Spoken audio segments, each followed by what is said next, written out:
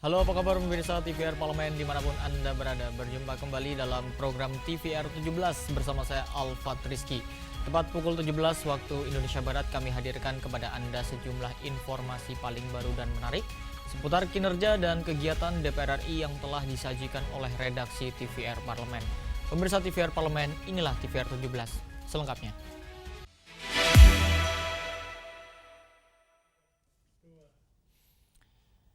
Pemirsa, Badan Legislasi DPR RI mendorong penyusunan RUU Masyarakat Adat untuk memberikan kepastian hukum, sekaligus memperkuat perlindungan hak-hak tradisional dan peran masyarakat adat dalam menjaga kelestarian alam serta budaya.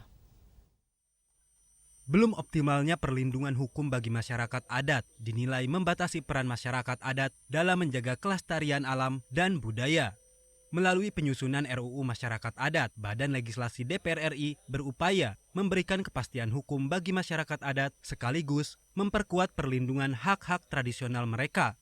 Anggota Balik DPR RI Inyoman Parta menjelaskan, penyusunan RUU Masyarakat Adat dilakukan dengan menyerap masukan dari berbagai daerah, termasuk Papua Barat yang memiliki karakteristik masyarakat adat dan hak ulayat yang kuat. Menurutnya, masukan dari tokoh adat dan pemerintah daerah menjadi bagian penting dalam menyempurnakan materi muatan RUU agar sesuai dengan kondisi di lapangan. Masyarakat adat pasti akan bisa berkontribusi besar terhadap Republik, baik menyangkut tentang perlindungan flora dan fauna, hayati, perlindungan hutan, perlindungan air, maupun khususnya adalah perlindungan kebudayaan. Dan sebagai daerah turis, kita ke depan bisa menjadikan masyarakat adat sebagai tempat-tempat untuk mengelola destinasi-destinasi wisata di kampungnya. Inyoman Parta menilai kehadiran RUU Masyarakat Adat tidak hanya memberikan kepastian hukum, tetapi juga membuka peluang bagi masyarakat adat untuk berperan lebih besar dalam menjaga lingkungan serta mengembangkan potensi wisata berbasis kearifan lokal. Kehadiran regulasi ini diharapkan mampu menjembatani kepentingan pembangunan dengan perlindungan masyarakat adat, sekaligus memastikan kearifan lokal tetap terjaga dan dapat menjadi modal bagi pembangunan daerah yang inklusif dan berkelanjutan. Dari Manokwari, Papua Barat, Sanika Sembiring, TVR Parlemen melaporkan.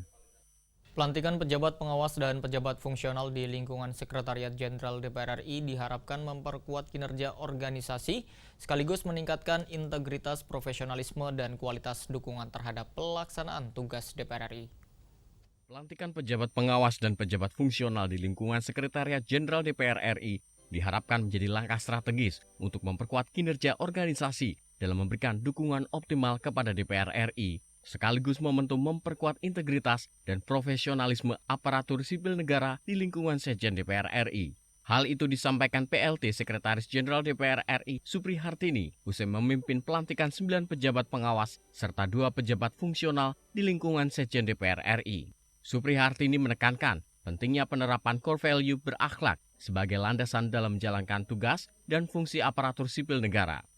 Pertama, kita bisa tepat dalam menjalankan dua tugas-tugas kita, juga tetap untuk berintegritas khususnya dalam menjalankan semua tugas, lalu tepat dalam memberikan kinerja terhadap tugas yang sudah kita lakukan, dan juga sekaligus memberikan dampak kepada organisasi bagi kemajuan organisasi, tidak hanya Sekretariat Jenderal tapi juga kepada lembaga DPR RI sendiri.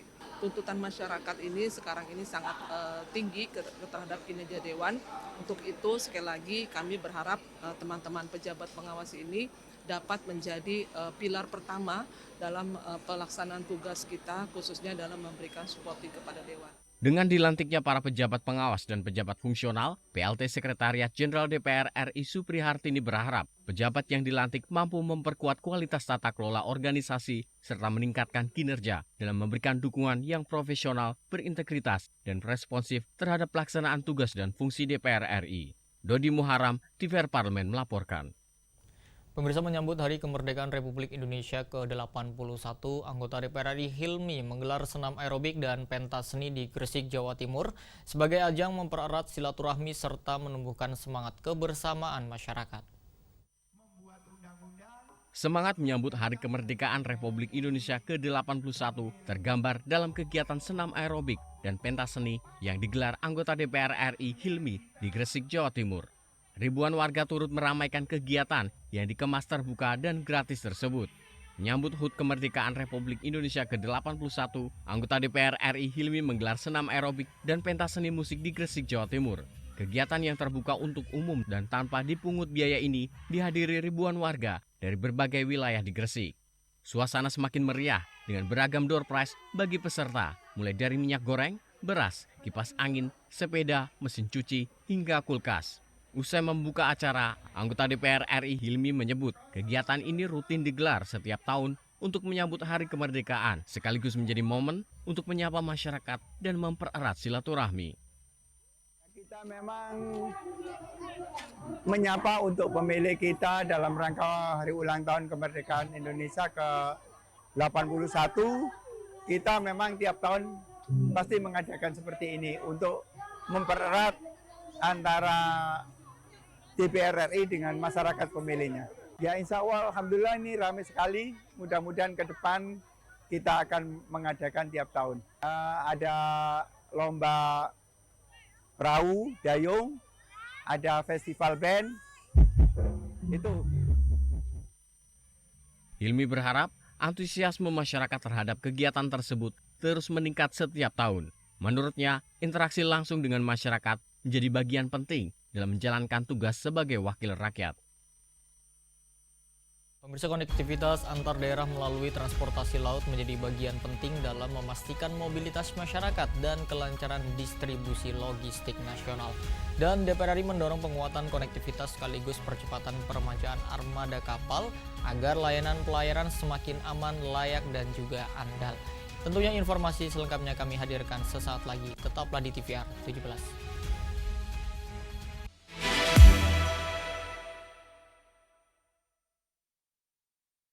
81 tahun Indonesia merdeka, melangkah menuju bangsa yang berdaulat, adil, dan makmur.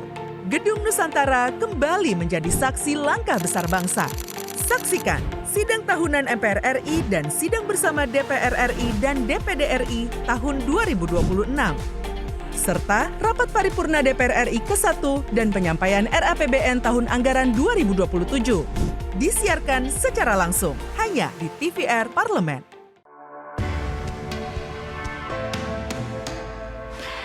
Dari ruang sidang Senayan, Jakarta, menyajikan liputan langsung kinerja DPR RI.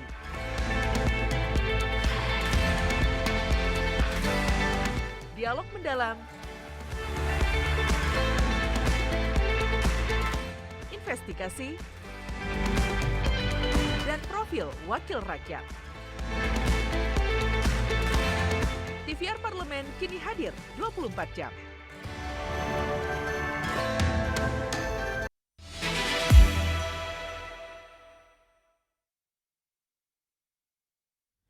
Kembali pemirsa di TVR 17, keselamatan pelayaran harus menjadi prioritas utama seiring meningkatnya kebutuhan masyarakat terhadap transportasi laut yang terhubung dan berkualitas.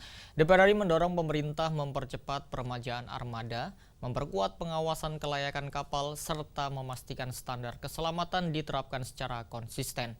Dengan armada yang lebih modern dan konektivitas yang semakin baik, tentunya pelayanan transportasi laut diharapkan mampu memberikan rasa aman sekaligus mendukung aktivitas ekonomi masyarakat di berbagai wilayah Indonesia. Pemirsa, simak liputan mendalam yang telah dikemas oleh tim redaksi TVR Parlemen dalam segmen editorial Parlemen untuk Anda.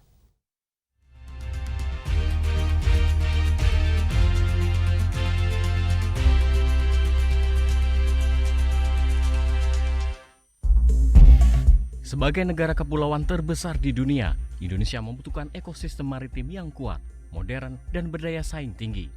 Penguatan industri galangan kapal nasional, pembangunan infrastruktur pelabuhan, peningkatan konektivitas logistik, serta tata kelola investasi yang tepat sasaran merupakan fondasi penting dalam mewujudkan pertumbuhan ekonomi yang inklusif dan berkelanjutan. Transformasi BUMN melalui konsolidasi industri galangan kapal, penguatan kapasitas PT PAL, kolaborasi antara PT Pelni, ASDP maupun Pelabuhan Indonesia diharapkan mampu meningkatkan daya saing Indonesia di sektor maritim. Ketua Komisi 6 DPR RI Anggia Ermarini menyoroti perlunya percepatan peremajaan armada kapal milik PT ASDP maupun Pelni yang banyak melayani penyeberangan umum masyarakat. Banyak kapal yang telah beroperasi hingga lebih dari 30 tahun berdampak pada aspek keselamatan transportasi, efisiensi operasional, hingga biaya perawatan kapal. Perusahaan ini kan sebenarnya sangat penting dalam konteks konektivitas, lalu ekosistem kemaritiman di Indonesia, karena Indonesia ini terdiri dari hampir sebagian besar laut. Nah, tentu Komisi 6 sangat perhatian untuk bisa memberikan dukungan yang sangat kuat supaya ekosistem kemaritiman ini bisa terbangun secara baik. Berupa apa? Berupa dukungan misalnya meminta untuk bikin kajian, contohnya ASDP itu. ASDP itu sekarang PSO-nya masih sekitar 74%. PSDP sama PELNI itu sebagian besar penganggarannya dari PSO. Makanya kemudian harus ada penguatan mereka supaya mestinya mereka kayak ASDP itu mestinya bisa komersial juga bisa. Tapi harus diganti juga ininya kapalnya udah tua banget, umurnya udah 50 tahunan, itu udah berapa itu contohnya seperti itu. Termasuk juga dukungan yang kita pengen lakukan adalah contoh yang ada di benua ya, mereka lebih panjang, lebih panjang sehingga akan bisa menambah revenue yang bisa dinikmati oleh bangsa Indonesia. Transportasi laut merupakan tulang punggung mobilitas masyarakat dan distribusi logistik nasional. Perlu didukung dengan armada yang andal, aman, dan efisien agar pemerataan pembangunan khususnya bagi masyarakat di wilayah kepulauan dan daerah tertinggal, terdepan dan terluar atau 3T dapat terwujud. Anggota Komisi 6 DPR RI Inengah Senantara menjelaskan, percepatan program peremajaan armada kapal dan perbaikan infrastruktur transportasi laut akan mampu meningkatkan keselamatan pelayaran secara nasional dan menjamin kualitas pelayanan publik. Dengan diambil alihnya oleh Danantara, peluang untuk ke arah perbaikan baik dari segi regulasi maupun dari segi bisnis ekonomi, ini peluangnya sangat bagus, terutama dengan PT PAL yang menyampaikan bahwa pasar domestik saja luar biasa permintaannya, cuman konsolidasinya yang belum memadai. Nah, dari PT PAL sendiri berharap mendapat dukungan dari Komisi 6, terutama di sektor permodalan. Khusus untuk permajaan kapal, paling utama adalah safety. Kalau memang kapalnya sudah tua dan tidak layak, itu harus segera diperbaiki atau direhab atau diganti bahkan. Kita jangan membicarakan masalah keuangan, mengabaikan masalah keamanan.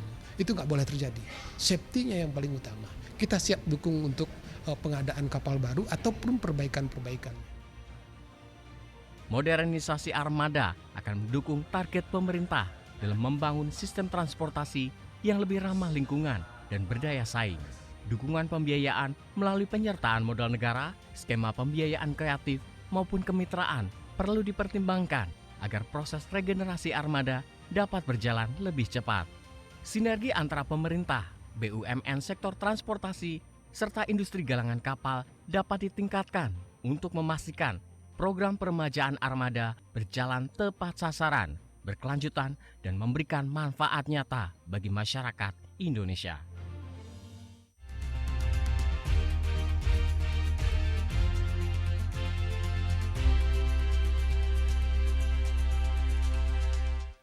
Pemirsa, Komisi 2 DPR RI menerima berbagai aspirasi dari pemerintah daerah terkait penyesuaian remunerasi kepala daerah. Aspirasi tersebut muncul seiring meningkatnya beban kerja kepala daerah serta perubahan sistem pemerintahan daerah yang terus berkembang. Dan Komisi 2 menegaskan pembahasan dilakukan dengan mempertimbangkan kondisi fiskal daerah agar kebijakan yang dihasilkan tepat sasaran. Dan informasi akan kami hadirkan sesaat lagi, tetaplah bersama kami di TVR 17.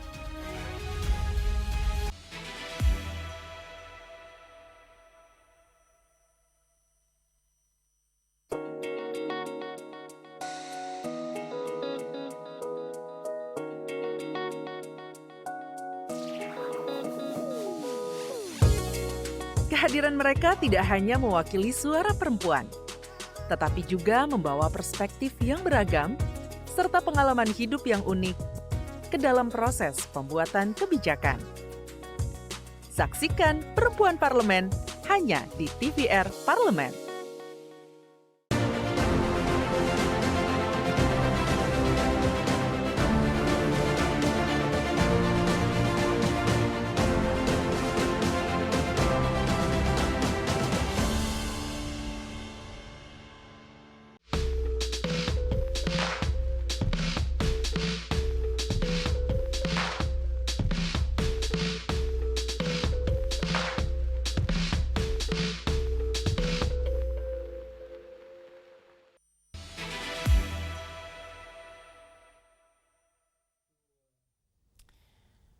Pemirsa, Komisi 2 DPR RI bersama Kementerian Dalam Negeri dan Asosiasi Pemerintah Daerah tengah mengkaji usulan penyesuaian remunerasi kepala daerah yang dinilai belum mengalami perubahan selama bertahun-tahun. Dalam pembahasannya, Komisi 2 mendorong adanya pengkajian berdasarkan klaster kemampuan fiskal masing-masing daerah, serta menegaskan bahwa efisiensi anggaran harus tetap difokuskan pada peningkatan pelayanan publik dan program yang langsung menyentuh masyarakat. Untuk mengetahui informasi selengkapnya, berikut laporan rekan kami, Rahel Silalahi dari Senayan, Jakarta. Silakan Rahel. Baik, terima kasih pemirsa. Di tengah banyaknya rencana pembangunan nasional, sejumlah kepala daerah kini tengah mengalami berbagai gejolak akibat tekanan fiskal dan juga keterbatasan APBD yang ada pasca efisiensi anggaran. Lantas bagaimana Komisi 2 menanggapi hal ini? Saat ini Komisi 2 juga telah melakukan rapat kerja dan rapat dengar pendapat umum bersama dengan sejumlah pimpinan daerah. Dan bersama saya di sini ada Bapak Bahtra selaku Wakil Ketua Komisi 2 dari fraksi Gerindra Daerah Pemilihan Sulawesi Tenggara. Halo Bapak, selamat siang. Halo, selamat siang Mbak. Bapak, kira-kira dari rapat dengar pendapat umum ini, apa yang paling utama disampaikan selaku aspirasi dari daerah-daerah Bapak? Hari ini kami rapat bersama Kemendagri dan asosiasi para kepala daerah, terutama di tingkat kabupaten dan kota, serta para wakil kepala daerah. Mereka datang menyampaikan aspirasi terkait soal bahwa sudah 26 tahun terkait soal remunerasi kepala daerah, aturannya belum direvisi sama sekali. Sementara di sisi lain beban kerja para kepala daerah kita terus bertambah, dan akhirnya mereka menyampaikan pandangan-pandangannya di Komisi 2, dan selain itu juga mereka menyampaikan soal dana bagi hasil, bagi penghasil terutama misalnya sawit, terus kemudian daerah-daerah tambang. Ini yang sedang kita rumuskan bersama Kementerian Dalam Negeri agar kita bisa merevisi terkait dengan aturan atau undang-undang yang mengatur tentang remunerasi kepala daerah, karena kalau memang kita lihat ya, pemerintahan sekarang kan Pak Prabowo konsen terhadap efisiensi sehingga kita bisa melakukan penghematan anggaran, tetapi di sisi lain kan ada beban kerja para kepala daerah kita yang tentu mobilitasnya begitu tinggi karena sistemnya, aturannya juga berbeda. Kalau dulu kan kepala daerah kita juga dipilih oleh DPRD, dan kemudian di tahun 2005 sampai sekarang pemilihannya juga sudah berubah, dan tentu juga itu yang membuat mereka menyampaikan pandangan-pandangannya agar bagaimana terkait soal remunerasi ini bisa dilakukan perubahan-perubahan. Dan kalau kita memang lihat gaji dan tunjangan kepala daerah itu sangat minim. Bayangkan saja misalnya kalau di tingkat kabupaten kota gaji pokoknya hanya 6 juta, dan kalau gubernur, kalau saya nggak salah ya, di aturannya hanya kurang lebih sekitar 8 jutaan, dan itu yang membuat mereka merasa kesulitan di tengah beban kerja yang begitu besar, sehingga datang menyampaikan aspirasi agar bagaimana terkait soal remunerasi ini bisa dilonggarkan lebih sedikit, sehingga memudahkan mereka juga untuk dalam rangka bagaimana mempercepat pelayanan yang maksimal terhadap daerah-daerah yang mereka layani. Nah, memang kami di Komisi 2 meminta agar dibuatkan klaster-klaster, karena kan setiap daerah ini kan penghasilannya kan berbeda-beda. Ada yang mungkin APBD-nya sangat besar, di sisi lain juga tidak sedikit juga ada APBD yang kecil. Jadi kita pengen agar Kementerian Dalam Negeri membuat klaster-klasternya, terus kemudian kita juga mendorong agar Kementerian Dalam Negeri untuk melakukan kajian-kajian sehingga untuk kepala daerah, apakah itu terkait gaji dan tunjangannya, di angka berapa sih atau kisaran berapa yang pas, sehingga bisa memudahkan mereka dalam rangka bagaimana menunjang beban kerja yang begitu banyak ini bisa melakukan pelayanan yang begitu maksimal. Nah, dalam rangka itu kita dorong. Baik Bapak, tapi kan ini banyak juga kepala daerah yang mengeluhkan terkait keterbatasan APBD ya Pak ya. Apakah memang remunerasi ini dianggap bijak Bapak di tengah-tengah keterbatasan fiskal Indonesia saat ini? Ya sebenarnya sih kan kalau soal efisiensi itu murni ingin agar program-program yang tadinya tidak bersentuhan langsung dengan masyarakat, pembangunan terhadap masyarakat kita atau pelayanan publik memang harus dikurangi. Jadi di suatu sisi memang kita meminta Kemendagri agar untuk menyisir ya program-program yang tidak penting itu supaya dihilangkan, sehingga apa?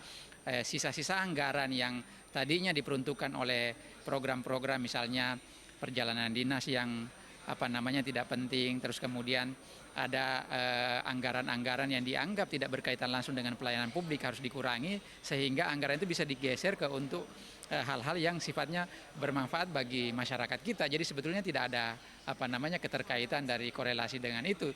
Di suatu sisi memang kita lihat banyak sekali ya dengan dilakukannya efisiensi ini banyak daerah-daerah yang kemudian membuat programnya secara lebih tepat sasaran, akhirnya daerah-daerah juga bisa melakukan penghematan. Namun kami tidak juga memungkiri bahwa memang sebagian daerah, kalau saya nggak salah, Kemendagri sudah merilis kurang lebih sekitar 39 daerah memang yang beban keuangan daerahnya itu sangat sulit. Nah inilah yang harus kita beri perbantuan. Tetapi di sisi lain kan banyak juga daerah-daerah yang punya kemampuan fiskal yang baik, dan itu yang harus didorong agar terus bagaimana penghematan ini, terus kemudian program-programnya bisa lebih tepat sasaran. Terima kasih Bapak.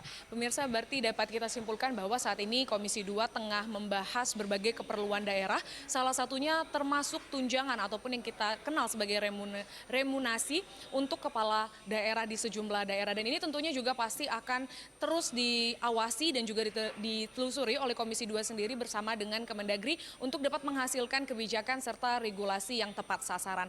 Demikian laporan kami pemirsa, terima kasih, kembali ke studio.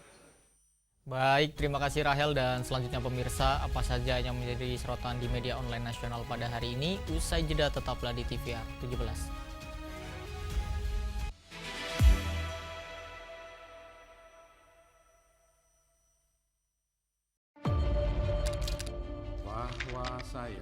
Bahwa saya demi Allah, saya bersumpah dan seadil-adilnya periode keanggotaan DPR RI hingga saat ini, yaitu terdapat 126 undang-undang yang telah selesai dibahas DPR RI.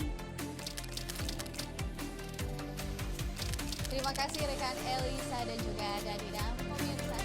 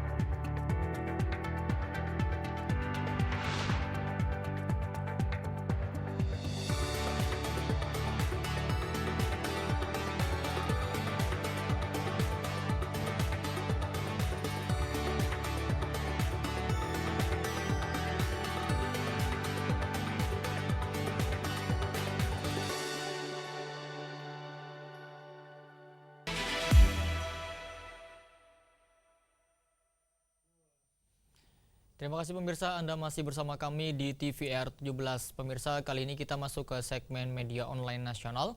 Mari kita simak isu apa saja yang menjadi sorotan media serta tanggapan dari sejumlah anggota Dewan. Tentunya bersama rekan kami Elisa Purba. Silakan Elisa.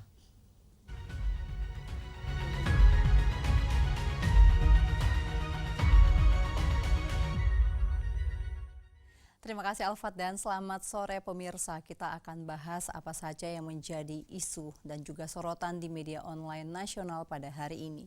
Berita pertama yang menjadi headline di media online terkait KRIS digunakan menjadi deposit judol. Pemerintah harus putuskan aliran dana. Mari kita saksikan bersama di layar kaca Anda. Di sini ada beberapa media yang menyoroti soal DPR RI terkait dengan potensi penyalahgunaan KRIS sebagai sarana deposit judi online dan mendorong pemerintah untuk tidak berhenti pada pemblokiran akun, tetapi menelusuri serta memutus aliran dana yang berkaitan dengan aktivitas ilegal tersebut.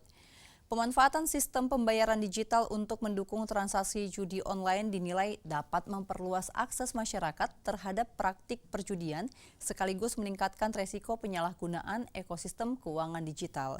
Oleh karenanya, pengawasan terhadap transaksi mencurigakan perlu diperkuat dengan melibatkan seluruh pemangku kepentingan terkait.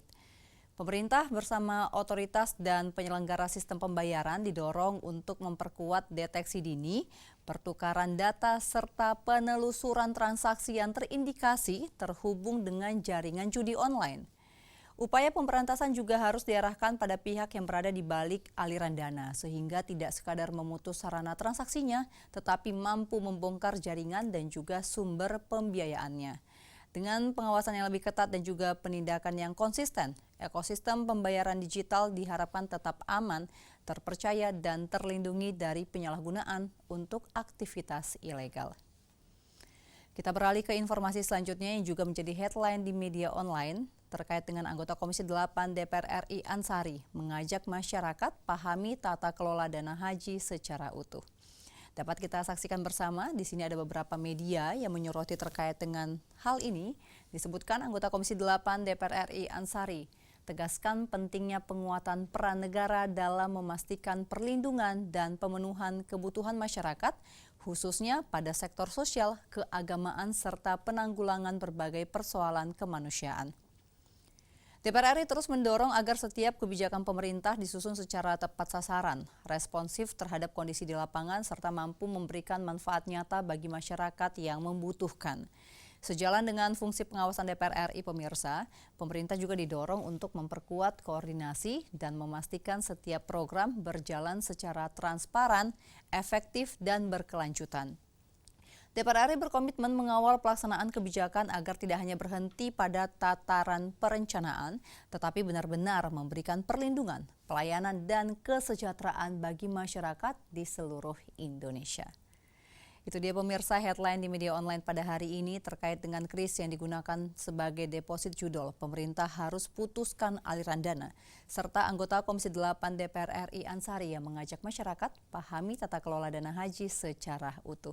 Sekian dari saya Elisa Purba, kembali ke Alfat.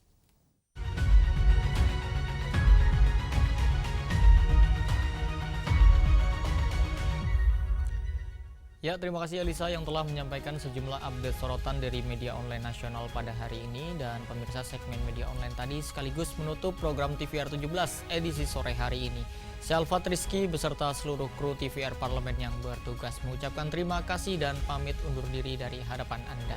TVR Parlemen, referensi Indonesia.